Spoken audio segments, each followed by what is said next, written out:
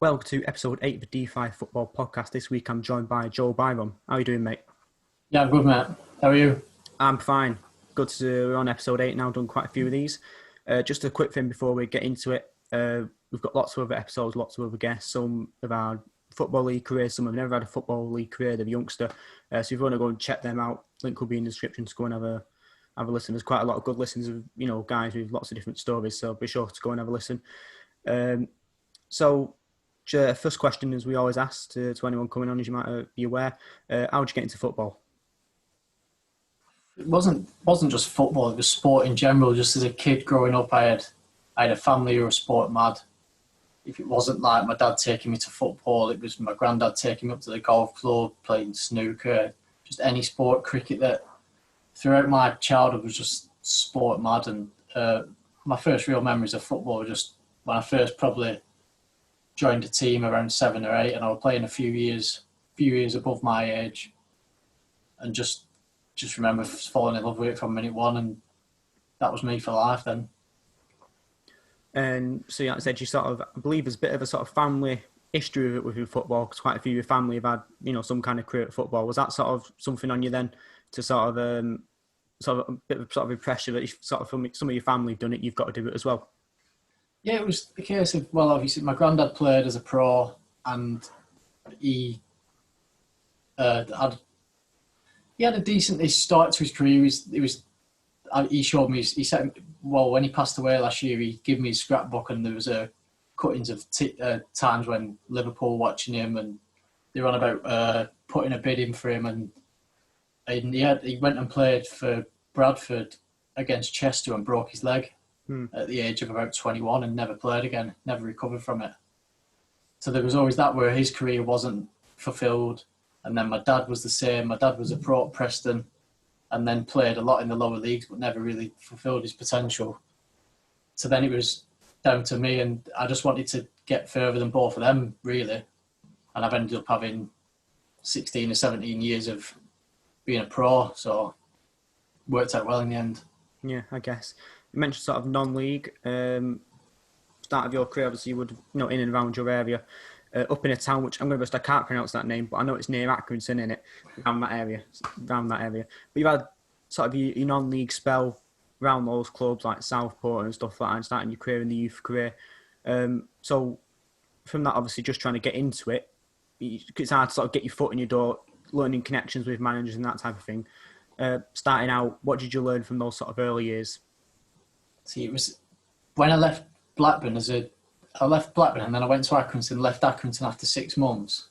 I'd sort of fell out of love with football, and I'd stopped really. I had probably 6 weeks where I didn't play for anybody, just going out with my mates and things like that. And then one night, the chairman at Clitheroe at the time was the dad of someone I went to school with, and he found me in the pub with the manager at the time of Clitheroe. And sort of they asked me to come and play for them next week. And in the morning, I didn't even remember that I'd done it. One of the lads phoned me up and said, "You do know you signed for Clitheroe last night?" And I was like, "No, I can't really remember it." But by going there, just getting the love for football back, it was that's all I needed. And I had probably just over a year there. I loved every single minute of it. And then Northwich came along about a year after and bought me for about $3,000, I think. So you spoke Clitheroe there. Was that a case of if you almost sort of signed by accident, probably had a few drinks and signed by accident and agreed to go to there, and then you're like in the morning, "Oh no, what's happened here?" Is that what you say, or do you think sort of a bit of a sort of conspiracy where they sort of said, "Oh yeah, you signed for us just because they sort of thought you were quite good"? What do you reckon happened there? What is it? Just have a look. 13 later. I just had a phone call the day after saying you're still up for coming training, and I was like sort of thinking, I remember speaking to someone last night, but I can't remember what was said. But then I just went along with it, and I loved it there. I played a few lads that I played with before. I still keep in contact with the manager at the time there. Now the manager's the manager at FC United now. He was like a player manager there in his first job, and I still keep in contact with him, and I still go down to the club now and just when I can, and just because there's still a lot of people there from that time, and I just loved it. And then obviously I went to Northwich, had had a season and a half at Northwich where I think when I signed at Northwich, we had 7 points at Christmas, something like that, something stupid where we were never staying up in a million years. And then I think we went about 15 games unbeaten from March and stayed up on the second to last game of the season away at Stevenage. And that still is one of my best achievements in football still to this day. That there was no chance in hell that we were staying up that year, and we went on a crazy run, and we stayed up with a game to spare. That would have been, if I'm correct, under Dino Maamria, who's obviously gone to manage Oldham, Stevenage, quite a few clubs, assistant manager at Preston. I think he was sort of saying that's one of his best achievements being then and keeping them up from that impossible position to where they are now. Managing under him, and you've obviously playing under him, so you've obviously speak about him later. You played under him again, but during that time, what was that like? As a manager? Because I think that would have been one of his first jobs, if not his first. Yeah, I think he went there as a player at first, and then ended up getting the manager's job a quarter of the way through the season. But Dino's always been good to me through my career. It was he first coached me when I was about 14 at Burnley. He was a coach at Burnley at the School of Excellence, and then he signed me again at Northwich. He was part of Graham Wesley's management team at Stevenage that signed me, and then he signed me again at Stevenage as the manager. So he's had a massive impact on my career, and he's been brilliant he obviously took me into the conference, and then he's part of the team that took me into the league, and then he obviously was at Preston when I signed at Preston to go into League One. So it was his first job at Northwich, and but he was brilliant with me. He brought me on as a player, and we had a lot of good times over the years. So quite a big impact. I think part of it's probably hoping he gets another job soon, so you got score and sort of he can sign you again. I don't know. I don't think sort of your current club will wanting to wear that, but I think he's been posting quite a lot. I think he's looking like he's wanting to get back into football, which good for him. Yeah, I've seen things. He's been successful where he's been. He's looking at his stats, he's made every club better from when he turned up to when he left. So you'd like to think he'd be getting a new job sooner or later. I think his numbers sort of show that does when he goes into a club, he does sort of improving. I think we're looking at some of the points per game before and after, and he seems like one of football's nice guys. So hopefully he gets a job. It's sacking season now, isn't it? So there's going to be quite a few up. So, but you were obviously Northwich had that sort of amazing season. Then went to Stevenage when they were in the conference. So again, that move, obviously move further away than just being around the sort of northwest area type of thing, Cheshire, Lancashire area, moving down to sort of Stevenage, a bit closer to London, I think. That move, how did that come about, and what were your reasons for joining them?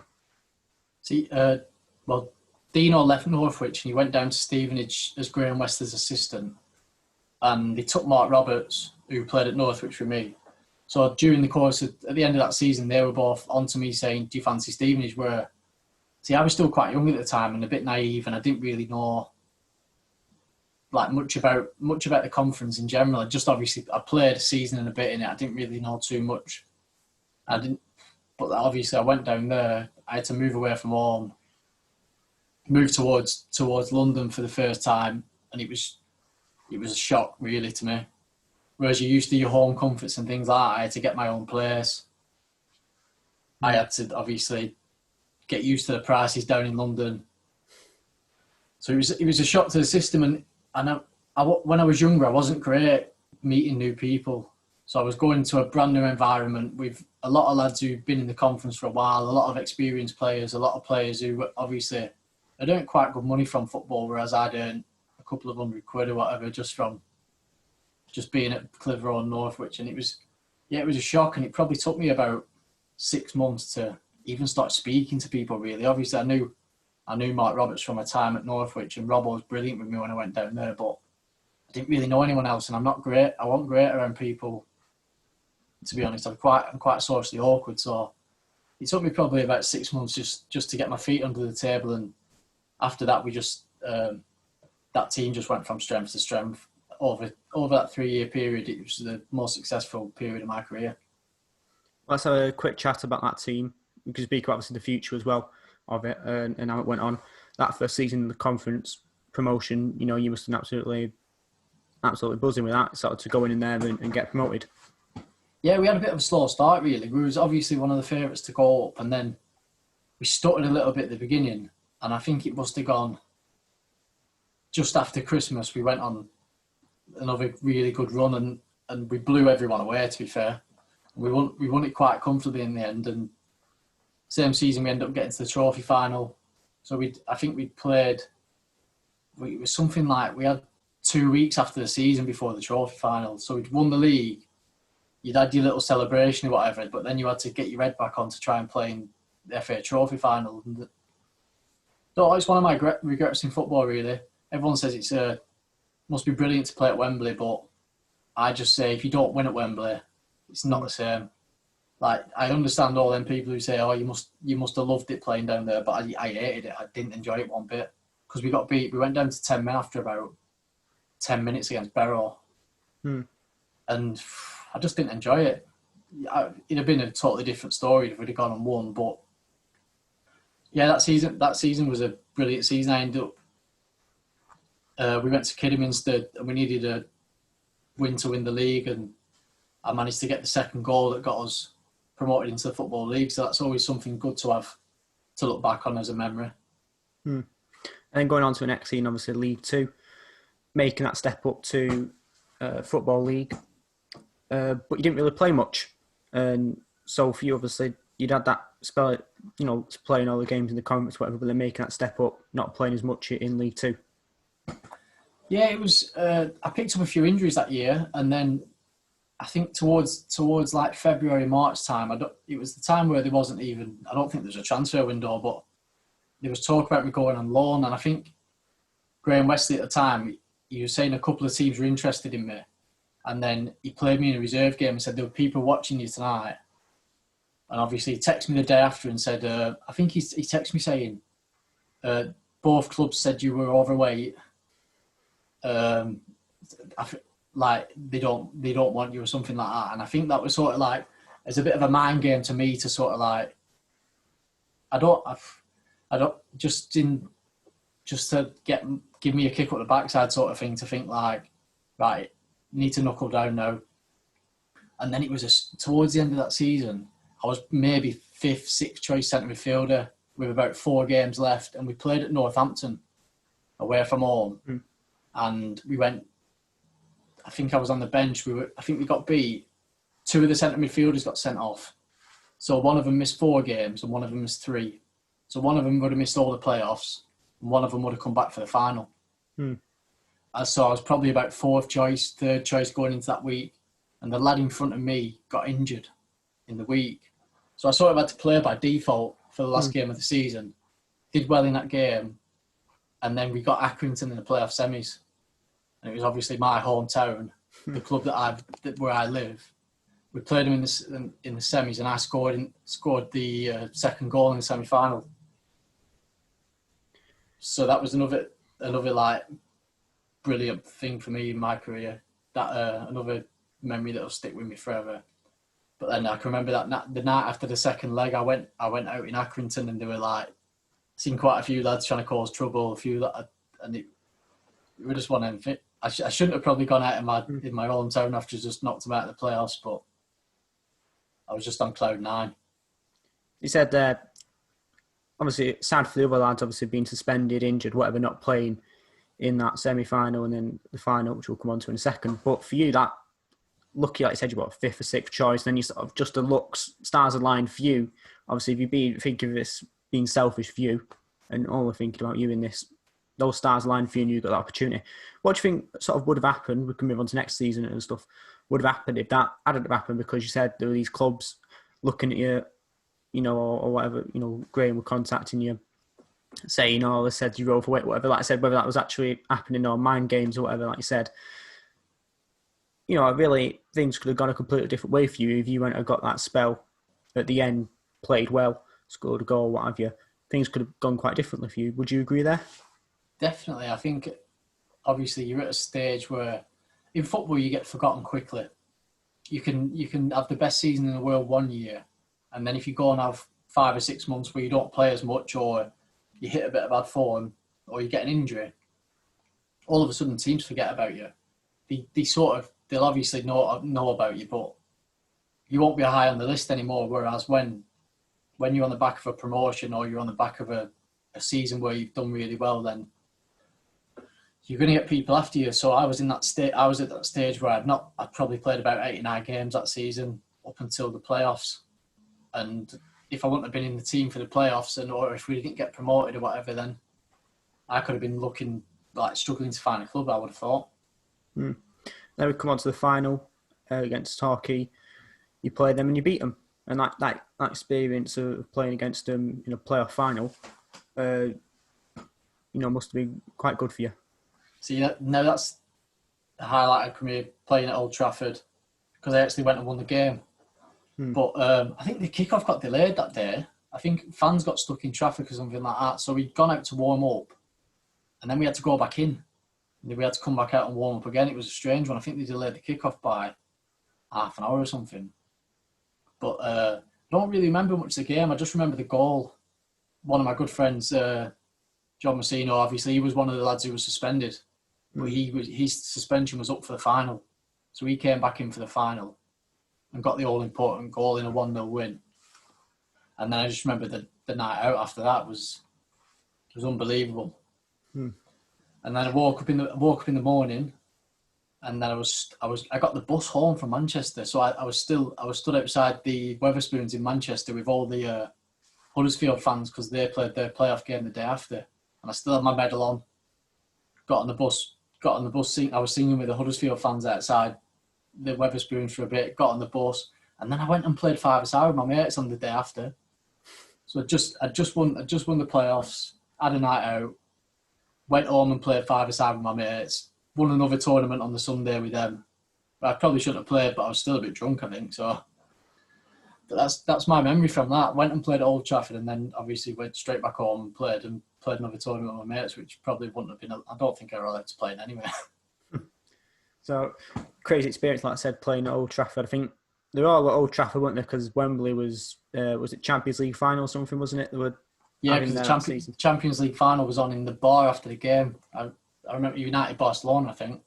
I remember watching that on TV. I think was that the one that when United had the white kit, and then I think Rooney scored in that game. I think I remember. Yeah. It was on a TV that was just to the right of me now. You lot can't see it, but just to the right of me, I watched it quite a few years ago. That's back when Champions League was still on normal TV for us. Yeah, I can't remember any of that game. I don't think. I can't say I do either. And we sort of spoke about, so you didn't really play much previous season, but then you got lucky at end of the season, like I said, to play those games. Then you go into League One. So again, another step up. You must have been sort of think you would have been absolutely, dead happy to sort of get promoted back to back, of course. But part of you must have been thinking, I've only really played conference, not really much League Two, League One. This is going to be too much of a step up for me. I'm not going to play. Is that what you were thinking going into that season? Yeah, you do doubt yourself a little bit, but then when I got my chance that year, I played a lot of games that year. I ended up once. I think the manager left and went to Preston, and then the new manager coming in, he took a liking to me, and so I played every game under him. And I found League One, strangely, a little bit easier than the Conference and League Two. I found you got a little bit more time on the ball, because whereas I'm not the most athletic person in the world, but I'm quite good with the ball at my feet. So the more time that I had, I enjoyed it more in League One. I found it, obviously, when you did make mistakes, you got punished. Which I think every level you go, that's the main thing for me. I think teams punish you more when you go up, whereas I just enjoyed it, and it was a chance that I never thought I was going to get a few years before. So I was just taking it all in my stride and just thinking, there's no pressure on me here. I can go and enjoy myself. No one really expecting me to be at this level, so just go and enjoy it, and that's what I did. And we had another successful season. We was inches away from another playoff final. And that's something we're going to come on to. Playoff, like I said, getting up into the playoffs. You used to be thinking, we heard these stories of teams getting back-to-back and stuff like that. For a team, though, you were very close to doing back-to-back-to-back promotions. Like I said, you were involved in the playoffs. That would have been pretty crazy for a team to do. And to go up from Conference, League 2, League 1, then potentially Championship must have been absolutely crazy. Just to get near there is still an amazing achievement. How sort of crazy was that for you? We had a knack of just turning up. We were turning up for the big games, the games that people didn't expect you to win. We'd go and just put in unbelievable performances. I think that season, Sheffield Wednesday come to our place and got beat 5-0. We went to Hillsborough and won. We got a good result against Sheffield United at their place in the league. I think we drew 2 apiece. It was just games where people didn't give us a sniff, but we'd go and get good results. And that was the same season we ended up getting to the 6th round of the FA Cup. I think it was the fifth or the 6th. So we beat big teams along the way there and ended up taking Tottenham to a replay that year. So it was a crazy year, but that team just had no boundaries. Lads, we had sort of like a siege mentality in that team where we kept the nucleus of the squad together for all 3 years, added little bits of it now and again. But that squad was something that I've never experienced again. It was just never say die. Lads would run through brick walls for you. Like a big, strong, fit team that no one wanted to play against, and no matter what level we were at, we found a way to win. And that's something that was just ingrained in that squad. It was from the manager down through all the players, everyone just bought into it. Because obviously Graham West, he gets a bit of stick for the way he does things, but I think he just had the right squad at the right time, that everyone bought into it. Everyone was pushing in the same direction. We were getting results. So then everyone just thought it works, and we had some unbelievable times. Whether it was the wins, the parties after it, the end of season trips to Las Vegas, but all that was just, you worked that hard during the season that it was so worth it. You had to celebrate properly at the end of the season. So, end of the season we're talking about there, getting to the playoffs. We mentioned, you're going for a third in a row. And like you said, inches away, was it 85th minute goal, Chris Porter for Sheffield. How gutting was that? That was devastating. Do you know what? I think the more I look back on that playoff, I just think we let them off the hook when we played them at home. We played them at home in the first game, and Sheffield United came to Stevenage and they didn't really try and win. They sat off us, they sat back and they were happy with a draw. And we didn't really go for them. We sort of played like a draw was good for us as well, where we could have really gone for the kill that night, and we didn't. And then we went to their place and we just tried to hang in. We just tried to hang on. I can remember this. We started the game quite well, and then the second half we were just getting deeper and deeper. And the goal went in. I think it must have been like 87, 88 minutes, and it was heartbreaking. But after that, there was no way we were ever going to score, because we were getting used to just hanging in there. We didn't have any forward momentum, so I think we killed ourselves in the first game looking back at it. That's sort of one of the regrets you'd say then, that not properly going for it in the first game, knowing obviously you were going to, at home, having to go away then in the second game, can put you at a bit of a disadvantage. I don't know what the exact numbers are, but you'd prefer to have the second game at home, so then you could sort of have the fans behind you and sort of have that advantage in the second game if you need to get a win, if that's what you need from whatever the first game says. That was it, definitely. I thought we expected Sheffield United to come to us and attack us, and we'd have to go and counter them and then try and score in the break. But they just sat in from minute one, and it was it sort of took us by surprise because we weren't ready for it. But then we didn't really change to think, right, come on, let's go for them. And whereas we've been a team over 2 or 3 years where we've gone for teams and we've killed teams off, and we've not given anyone a second, we sort of got a little bit nervous, I would have thought, that night, and just didn't really take the games from. It's a big regret, really, because there's not often you get a chance to win promotion to the Championship. Would have been sort of a life changer, really. Life changing, obviously. Like, honestly, one is being honest, sort of money wise, like I said, moving up to Championship would have been an improvement, like I said, because you get so many. The difference between Championship and League One is a lot bigger than League One to League Two, even League Two to Conference. We see that in how they sort of cover the games. Maybe a bit different then, but even now we look at. That's one thing I say. Like, to have that League One to Championship promotion. That's where you do sort of like, you could change your life a little bit from that. Whereas your League Two, League One wages are good, obviously, but I think that next step up to the Championship's like it takes you to a different level, really. And take it to a different level. FA Cup run, pretty crazy run. Let me just pull up my notes here. We'll go through the games. You beat Hartlepool, then beat Stourbridge, then beat Reading, beat Notts County. Then we come to the big game against Spurs, and you draw. That would have been at home. So you must have been absolutely, loving that. You would obviously want to win. You get draw, then you get the replay, White Hart Lane, and you go and score a penalty. Yeah, I can remember we played the Saturday before, and the left back Scott Laird was on penalties, and he missed it. And I was like, I've been on him for a bit, and I was like, look, when you miss a penalty, I'm on him. So then we sort of laughed it off on the Saturday, and then 2 minutes into the game at Spurs, I won a penalty, and I remember him just coming up to me and going, "You said you wanted him," and just give me the ball, and I was like, wish I never said that now. But like, I put the ball on the spot, and it seemed to take ages, and like I could feel my left leg was shaking when I was stood still. But then obviously it all went well. The penalty went in. I think a few of my mates back at home were happy because they backed me first goal score at 40-1. So the pub was happy back at home. There was just one of my mates who regrets it to this day. But they all went next door to the bookies, and he was like, he's not going to score. I'd rather have another pint. So everyone put their money on. He was sat in the pub, so he was the only one not properly cheering when I scored. I think down south that would have been a pint, or maybe so up north. Sorry, pint's quite cheaper, so wouldn't have been as much if it was down south. Down south might have been a fiver, whereas up north not as expensive. You'd only be able to get an half down in London.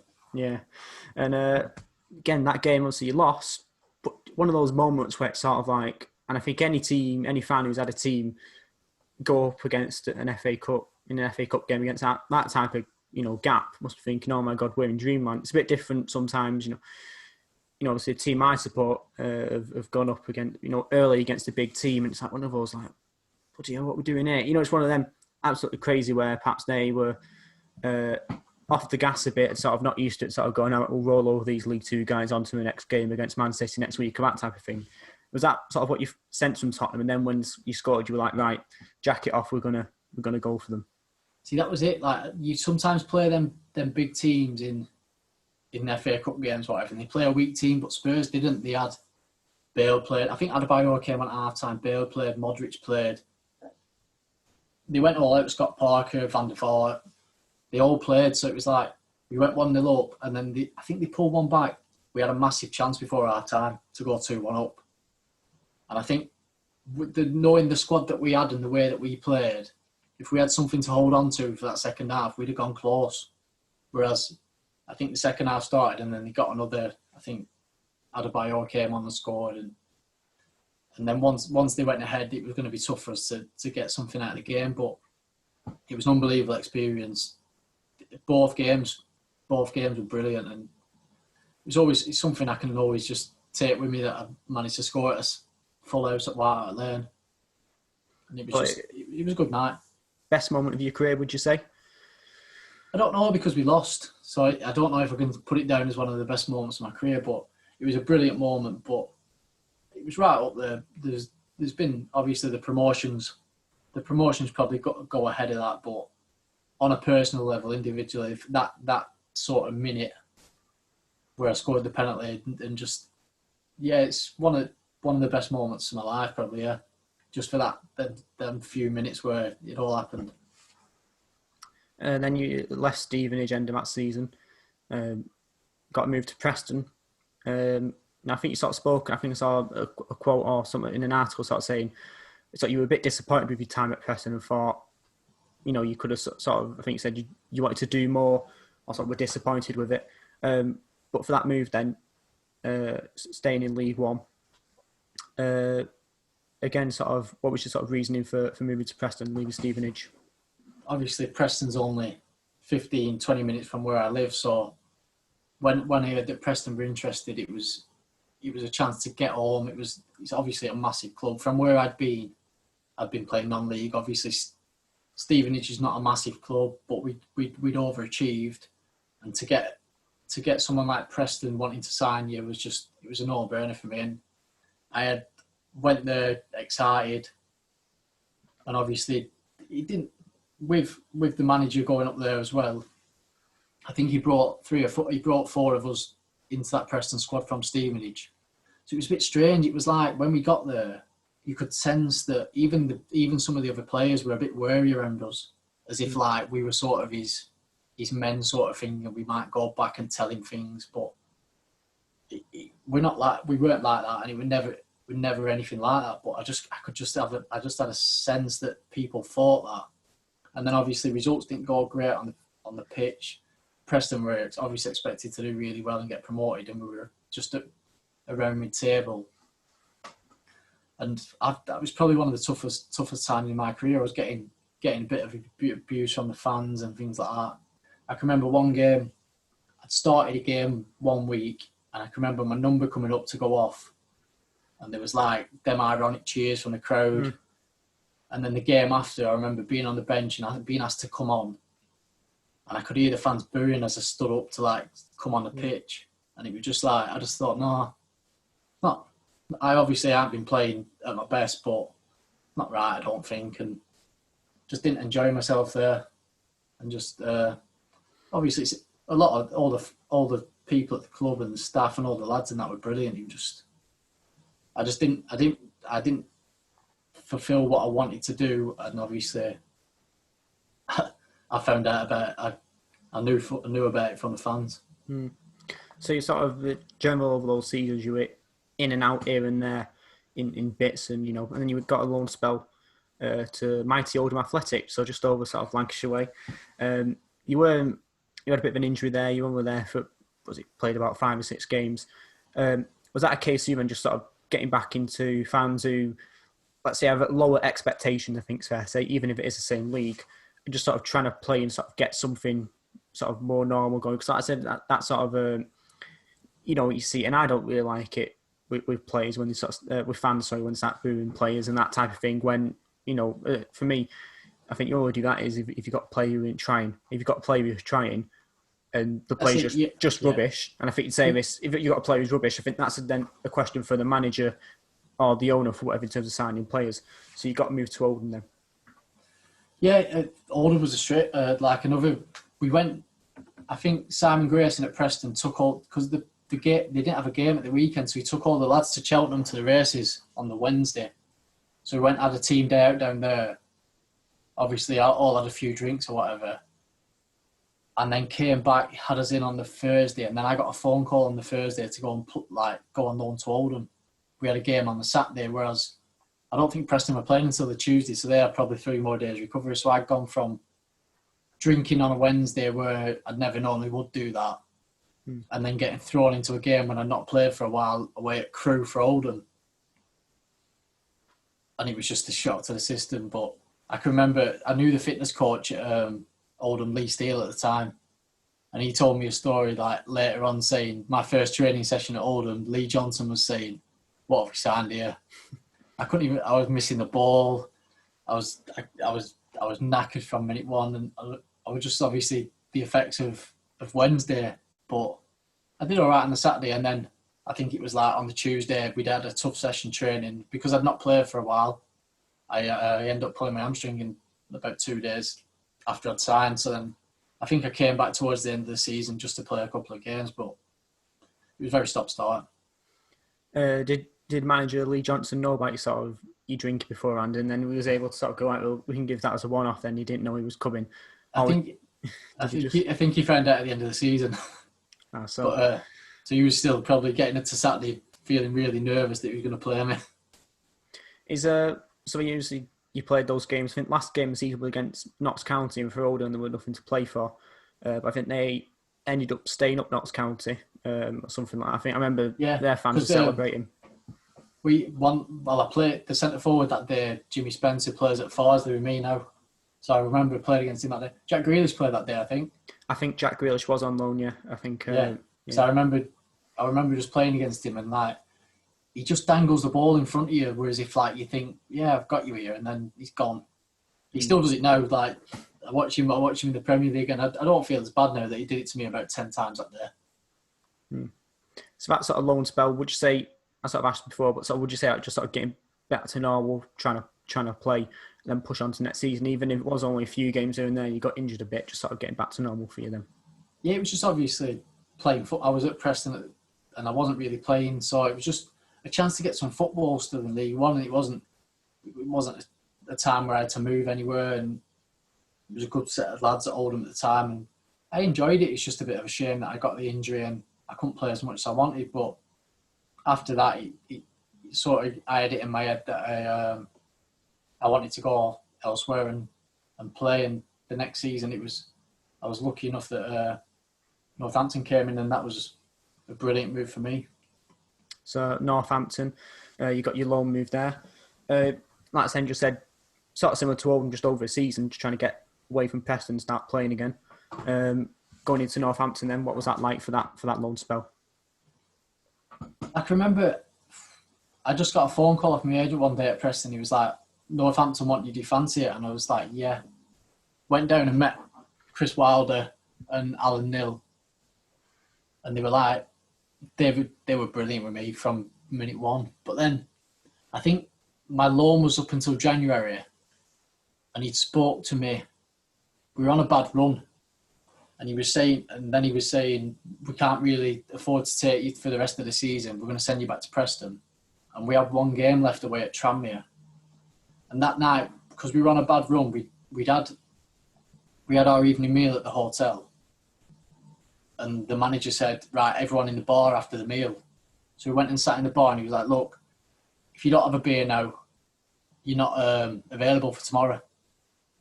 So the lads on a Friday night, day before a game, went and had, some lads had 3 or 4 beers probably in the bar, whereas like, it's unheard of.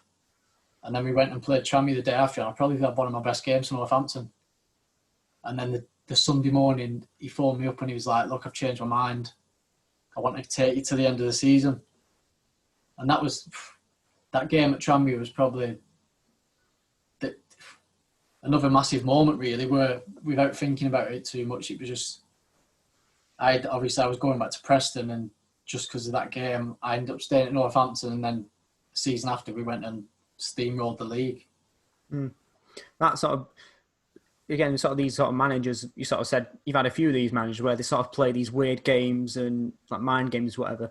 Why do you think he did that then, to saying, right, go and have a beer, or you're not playing? Why do you think he did that then, to sort of... I think he tried everything. We were literally, I think we won 2 games in about 14.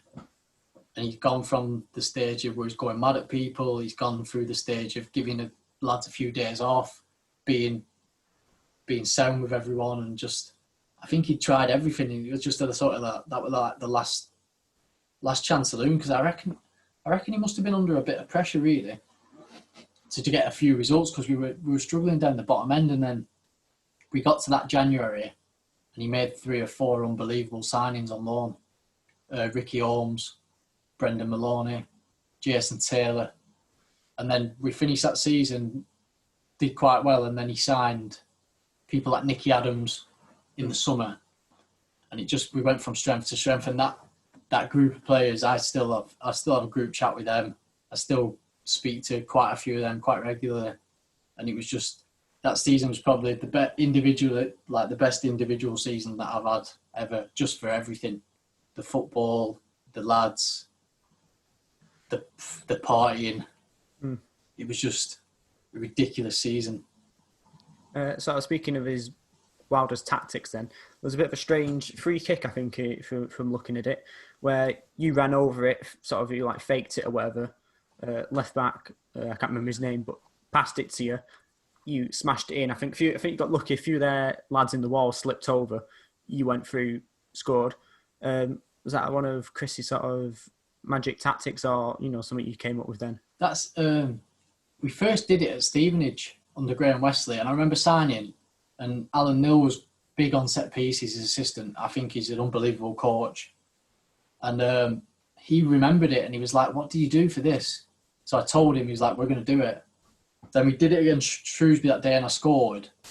But then by the end of it, we had the same setup on 3 different set pieces, so we had 3 different ways of doing it. So even if a team thought they knew what we were doing, we had 2.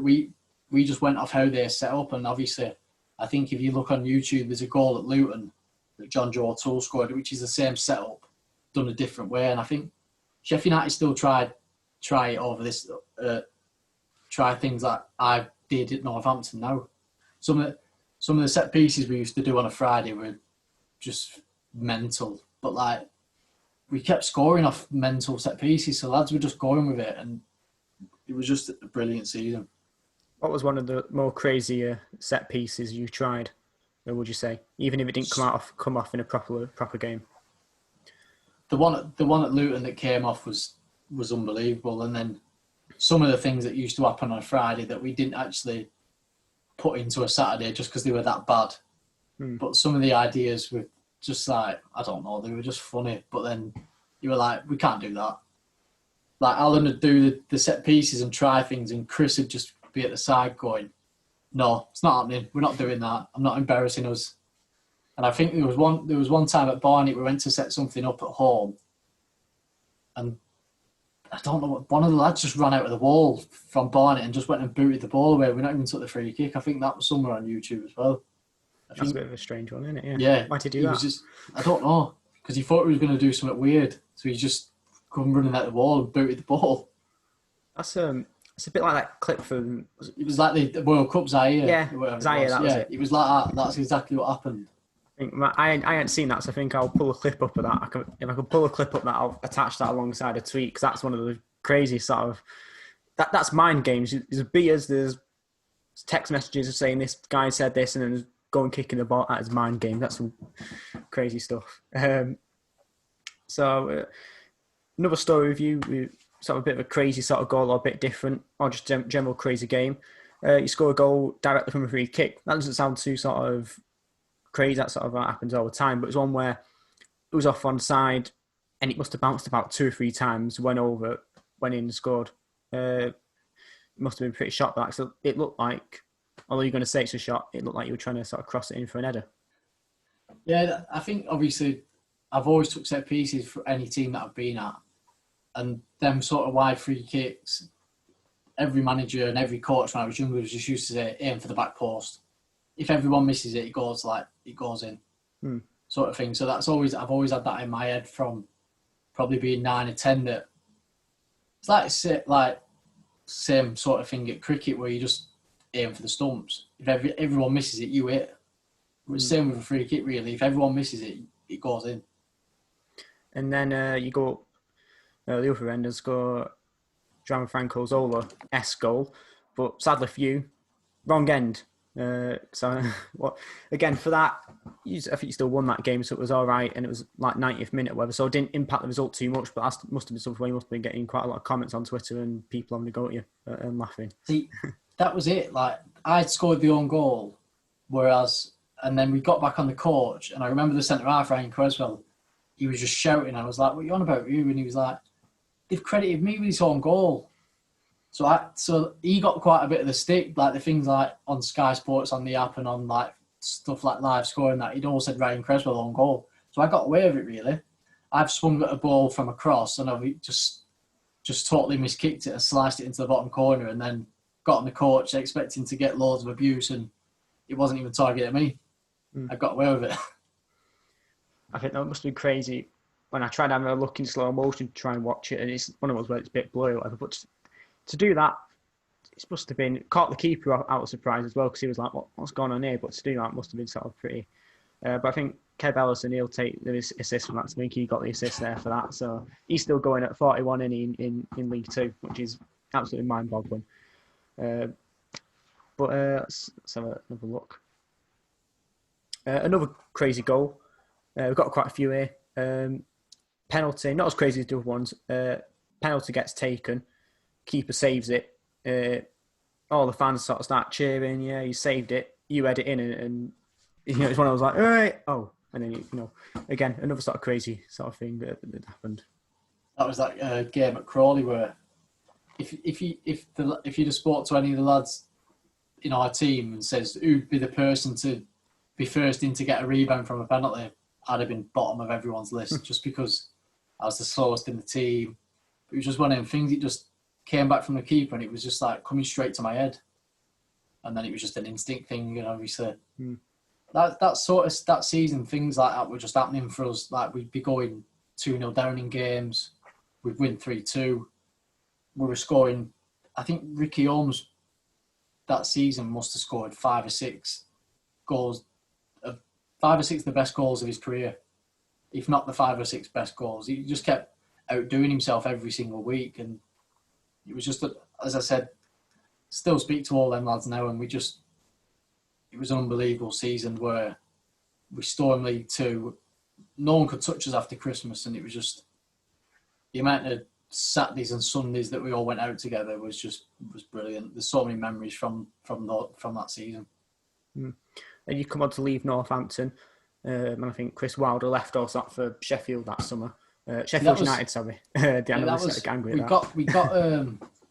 We played the last game of the season, and then the day after we had the open top bus parade, and it was like that week leading on from that it spoiled everything for me, because the day after we found out that Chris and Al were going to leave and they were going to Sheffield United, and then I went away with Ricky Holmes and Jason Taylor the few days after we went to Ibiza, and Ricky had to leave 2 days early from Ibiza to go and sign for Charlton, so I knew he'd left with one of my good mates from there. And then as I've got to the airport coming back, Nicky Adams phoned me, he was another of my good mates, and he was like, look, I'm off, I'm going to Carlisle. They said they don't want me. So within a week we'd lost our manager, assistant, and 2 of my best mates. And then it was a strange one. I don't know. It was horrible, and I think the fans still speak about that now. How that squad got ripped apart within weeks of winning League Two. I think we'd have had a good chance in League One. It was just straight, and then obviously I feel a bit sorry. Rob Page came in after Chris Wilder in that League One season, and it was like, have you seen the film Space Jam, where all them good basketball players all of a sudden can't throw a ball anymore? Our teams did that in pre-season. It was strange. Some of the lads who've been unbelievable the year before couldn't even kick the ball anymore. And I think the week before the season, we went away to Eastleigh to play our last pre-season friendly, and I think they beat us 4-0. And he must have been thinking, what have I don't think he actually could believe how we won a league. You could tell by his body language that he was thinking, these aren't that good. Because we were always on about how last year was so good and that, and he must have been thinking, I don't know you've won a league because you're awful, some of you. I guess down to Chris Wilder then is sort of, I think he can take credit for that then perhaps if you wanted to. Yeah, maybe his tactics. Maybe because the lads had a good summer.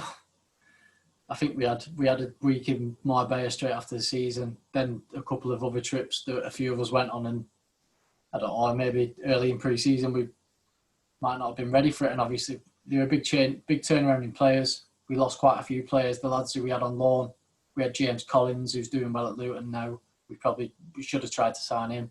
John Marquis, who's obviously one of the leading goal scorers at Portsmouth this year. We had all them in our team, and we just let them go for nothing. We didn't even try and sign them, which annoyed me a little bit. So obviously you left them, like I said, you gave you reasons, like I said, your mates left, manager left, which is understandable really if you settled in somewhere, and sort of that sort of things that made it really, really good, as well as being good, have gone. You then have 2 years at Mansfield, and then a return to Stevenage.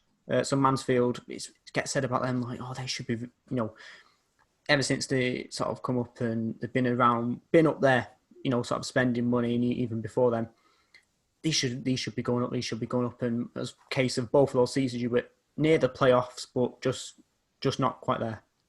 Yeah, it was. I love Mansfield. I think it's a brilliant club. Because we used to. I think they've got a new training ground now. But when I was there, we used to train at the ground. So every day you were seeing all the ground staff, the kit men, all the people in the office. They all love Mansfield, and it rubs off on you. And then I loved my time there, and I played some of my best football in that first year at Mansfield. But we had a good squad, and I think we were about third with a game in hand when Steve Evans left and went to Peterborough. And I think we went 13 games. We had a win towards the end of the season and missed out on the playoffs. Whereas I think if he'd have stayed, we might have been close to. Well, I think we'd have been definitely in the playoffs, but we'd have been close to getting promotion straight off. And then you made a return, long awaited, to Stevenage, and working again under Dino, who you've worked under quite a lot. I guess it would have been a big factor in you returning them. Yeah, definitely. He spoke to me in that summer and he was like, look, we're interested in signing you. And then when he said that, I always thought, yeah, definitely. I'd love to go back and play at Stevenage. I love my time there. I love the people down there. And it was that first season was good. Played 40 odd games. We had a good set of lads. We had some really good experienced pros in there, and an absolute gem in Ilias Cherf who came on loan from QPR. And we missed the playoffs by a point. It was a bit unlucky, really. But again, that was a good squad and a good set of lads, and I enjoyed my time at Stevenage. I love it there. And that was quite a good season. I remember that sort of playoff race was absolutely crazy to get that last spot. I think a lot of the other ones, being Tranmere and Mansfield, they'd already got their spots previously. But that scramble for all those places, I think it was going into the final day, wasn't it? Something like 5 or 6 teams could still get sort of in the playoffs on the final day. I think it was something like that, I remember. So there's loads of teams in it. Eventually Newport got it and then ended up getting promoted. Went to the final and then Tranmere got promoted, but they got made to the final. So that must have been you must have been thinking that could have been us, but lots of teams were in that, and you must have been, I guess, then going into next season, then you sort of there like, okay, we just got there, just missed it. You must have been thinking next season we're going to go, and then you go in there. Dino leaves after a handful of games. You have fair to say, I think I don't know if there's any other way to say it, a very poor season, and you get lucky that Bury, their spot, a less relegation spot, and then the season ending early because of government rules. You sort of got, would you say, Stevenage got a little bit lucky, if you like? Yeah, definitely. I think it didn't help at the beginning of the season. We had a lot of injuries, so then we started the season quite badly, and then because we'd started badly, we ended up signing more players, and we ended up with a squad of probably about 30 pros. Where that's never healthy, because every match day you're getting 15 lads who are going to be unhappy. And then it was just like a cycle of just being all right in games and still losing, picking up injuries, key players missing quite a few games. And then, obviously, the virus came. And then after that, it was just a case of we were definitely thinking that we're going down, hoping that something might happen, and then got really lucky with Macclesfield after the points deduction and things like that. Just a case of obviously sad for those other teams, but just for Stevenage in general, quite lucky that everything went wrong for you, and you managed to stay up. It ended up being quite lucky, but I don't think Stevenage, a football club, deserve to be in the National League after they've been an established league club now for probably 10 years, and I just don't. I think it'd have been harsh to send them down. I think just because there were still games to play, the season wasn't officially finished, so we still had a good chance of obviously catching Macclesfield, but as I said, like, they got lucky in the end. And then you left Stevenage and now at Farsley Celtic in the Conference North, I think it is now. So step down, must be sort of disappointed, like I said, to leave Football League, but it's got to happen at some point. And now just a case of sort of enjoying football, would you say? That's it. I think when we went into lockdown for the virus, I was obviously coming back from long-term injury, so it was always going to be difficult for me to find a league club or a professional club. And it was up to me. I'd sort of made a decision in my own head that it was a good time to transition into something else, getting a job while still trying to play part-time. And the manager at Farsley spoke to me in the summer, and he's been brilliant. Good manager, good set of lads at Farsley, and I've enjoyed my time there. It's just a shame that I've only managed to play 3 or 4 games where I picked up an injury early in the season. I'm still not back fit yet, but I've enjoyed my time there. I just wish I could give a little bit more on the pitch for him. So I guess just one of them ways. Just want to, again, it's the change obviously of professional football. A lot of lads have it where they sort of leave and it's like, oh no, I don't know what to do. But just a case of you, then you're going to still keep playing. We call part-time, semi-pro, whatever you want to call it. Have a look at something else in terms of a job and something more long-term for you, because football don't last forever. That's it. I've gone into full-time work now, obviously with a family business that the family have had for probably 30, 40 years now, So I've gone into that working full time while still playing. So it's a good time really to obviously transition and get myself ready for what comes after football. My original plan would have been to maybe stay in football, but that hasn't come. There hasn't been any sort of like work regarding football or anything like that I can fit in with me still playing part time. So I'm happy with doing what I'm doing now. I'm happy just getting back. I'm happy just being back at home where I've probably not lived at home now for 7 or 8 years, and it's just nice to be back home around my friends, family, and my wife and things like that. And it's good. I guess it sort of dispels one of the myths, at least at this sort of level, League One and League Two, that some people think, oh, you play professional football, he's going to have loads in the bank, and like I said, why most players will still have sort of saving. It's not something that you're going to be able to ride out until you're 80. You're still going to have to go and find something else, whether that be coaching in the game, like I said, family business, or whether it's doing a bit of broadcasting, something that will keep you, keep ticking over, because for some lads it ends at 30, some a bit later on at 40. So just dispel that myth that, you can come out of football and be loaded. Well, you're probably still better off than most people. You still got to do something. That's it. I think you've got to realise that because I've obviously got my house up here where my wife lives, and she's lived here obviously for the past 7 or 8 years. When I do go to different teams and play at different parts of the country, you've got to pay for 2 houses, obviously I'm living away from home, where living towards London, where it's going to cost more, and it's not, I just love playing football, so I'd go anywhere to go and play, but it's not life-changing money. It's not going to, obviously it's an unbelievable profession and a great career to have, but it's not something where you can stop playing at 34 and you don't have to work again. Probably got to get in work straight away. Yeah, now it's going to be a few sort of Twitter questions and sort of general sort of questions quickly. Moment where you thought, what on earth am I doing here? This is not what I signed up for, something a bit crazy and different that you wouldn't have expected to happen. What, as in like a bad thing? It could be a bad thing, could be a good thing, just something that was so out of what you'd expect as being a footballer. Don't really. Just literally like stood at the end of my run up on the penalty at White Hart Lane, where it's just a case of like 3 or 4 years ago, I'm going away to Brigtown and places like that, and teams that a lot of people hadn't even heard of on a Saturday afternoon. Like, you sat in the back of the bus where the fans are on the front of the bus, on the same bus going home, and it's just to go from there to putting us 1-0 up at White Hart Lane, playing at places like Wembley and Old Trafford and things like that. It was a long way away when I was playing at Clitheroe anyway. Yeah. Funniest moment of your career? There's been so many funny moments. Just, what would I say? Just the amount of pranks and things that went on at Northampton that year.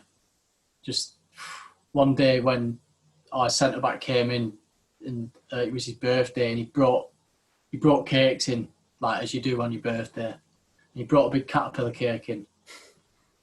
So then, as he'd gone into like the physio room to get himself like obviously a massage and things like that, I spoke to Nicky Adams and I was like, take that caterpillar cake in the toilet and swap it for one of your own, like a chocolate caterpillar cake. So he just went to the toilet and done obviously whatever he did into his cake. We've gone out training, came back in, and Cresy's so excited to eat this caterpillar cake, and he's opened the box and he's just got the smell of what Nicky had done in it. The lads were in stitches. That's disgusting. Lads were in stitches. Oh. I think Nicky Adams, he follows the account, so I don't know. I think if James gets him on to have a chat for D4, I think we'll have to ask him about that, because that sounds absolutely rank. Nicky's one of the funniest lads I've ever met, obviously. He does, if you tell him to do something, he does it. He's one of them sort of people, so some of the things that he's done is brilliant. I can remember we were at Northampton playing our last game of the season away at Portsmouth, and the lads had brought a few drinks, obviously, for after the game, because we won the league already. I think Nicky had 2 or 3 drinks on the way down to the game, and he was playing, and he ended up scoring after about 5 minutes. God. I think probably sounds like could be a whole podcast of him, just these sort of stories. Is that a full? Yeah, definitely. Advice you give to sort of younger players coming into the game? Just enjoy it. I think you've got to have thick skin to be a footballer, because there's gonna be times where you're gonna take abuse off other players, your managers, coaches, fans, and you've got to have thick skin to get through them times. But just enjoy it, because there's no better career in the world. And if you're lucky enough to have the talent and that work hard enough to have it, it's something that it's been an unbelievable career for me. Obviously, I probably could have done more to get higher, but I won't change anything because of all the laughs I've had along the way. I might have made mistakes, but I've loved every minute of it. Got a few sort of quick fire ones from Twitter now. Outside of football, what's your biggest passion and how did that come about? I just love other sports. Like, I've got just things like horse racing, cricket, golf. Love playing golf. I'm not very good at it, but I love playing golf. Like, probably when I retire from football, I'll end up going back into playing some form of cricket. Cause I loved that when I was younger. It's just any sort of sport you can sit me in front of, or I'll watch, or just be involved in. That's just me. I'm just sport mad. I just nearly knocked my microphone over there. Love watching Joel at Field Mill in Amber and Blue. Best moment during his time at Field Mill? As I said earlier, it's just every day going into training at Mansfield was brilliant, because all the people who work at Mansfield love Mansfield, and it just, as I said earlier, it just rubs off on you. And it was just meeting those sort of people, like the ground staff, the kit men, and all that. I used to love going into Mansfield every single day. It was just always a good atmosphere, and we were just a bit unlucky on the pitch, I think. Like, we got to that stage where we went 13 games, we had to win at the end of the season. It was just, it's not what them fans deserve, because it's a good club and they deserve to get out of League Two, really. I'm apologies, I'm going to probably butcher his name unless I got it right. Ever played with a better leader than John Musino? I got his name right there? Yeah, not far off. Good. He's one of my good mates. He's Moose, and when I played under him as a captain, I wouldn't class him as a leader then. He was just more of my mate and one of the lads. Whereas since obviously he left Preston, he's gone on to massive things with Burton, where he's got onto the Championship, and he was unlucky in the playoff final against with Oxford last season. But I'd just class him more as, from the way I know him, he's just a mate. And obviously one of the, like, we've had some crazy moments over our years. Like, we used to live together and things like that, and we've just a very, very good mate. I'd class him as. Another name, sort of place name, not going to be able to pronounce it. I'm not going to try and pronounce it. You'll be able to say it. When you're available for this cricket team that's near Accrington, I can't pronounce that name. I'm not going to try. That's who I used to play for when I was younger. I was Oswald Twisted Emmanuel. As I said, I think I just said it about 5 minutes earlier. I'll probably look into playing some lot of cricket when I fully finish football. Who knows? I might even have a few games. I remember playing a few years ago, and first time I played in about 10 years. I think I bowled 14 overs straight. I couldn't move for about a week after. It was just, I love cricket though, but my issue with cricket is waste my weekends. It's a full day of a job where I just want to go and have a bat for 20 minutes and then go home. I'm going to be honest, I know nothing about cricket, so what you just said there could have been absolutely amazing, could have been awful. I know nothing about cricket, so if there are any cricket fans in the comments will let me know if you're any good. That's it. I think we're just about on time for what we planned. We normally sort of ask a message you give to fans, the Celtic fans, or whatever team you're at, but I don't think many of them are watching this. But hey, good luck for the season, I'd say, for you and sort of what you do in the future.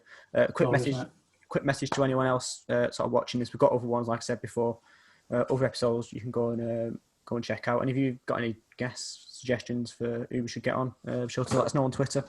Got a Twitter account, we'll leave that in the description. Just thanks to you, mate, for coming on, taking time out and telling some funny stories about Nick Adams and his cake story. No worries, mate. Anytime. Just say thanks for coming on, and see you in the next episode.